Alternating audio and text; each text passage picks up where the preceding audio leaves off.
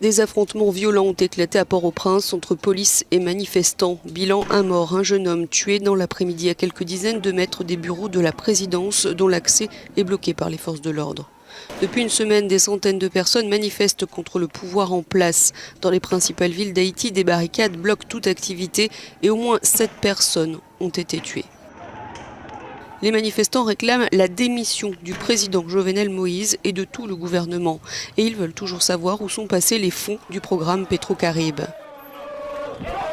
En novembre, une enquête du Sénat haïtien avait découvert qu'au moins 14 membres du gouvernement auraient détourné 3,8 milliards de dollars américains sous l'administration de l'ancien président Michel Martelly. Mais personne n'a été inculpé depuis. Il faut dire que Jovenel Moïse a été choisi par Martelly pour lui succéder et que selon un dernier rapport paru en janvier, Moïse serait lui aussi impliqué dans ces détournements de fonds.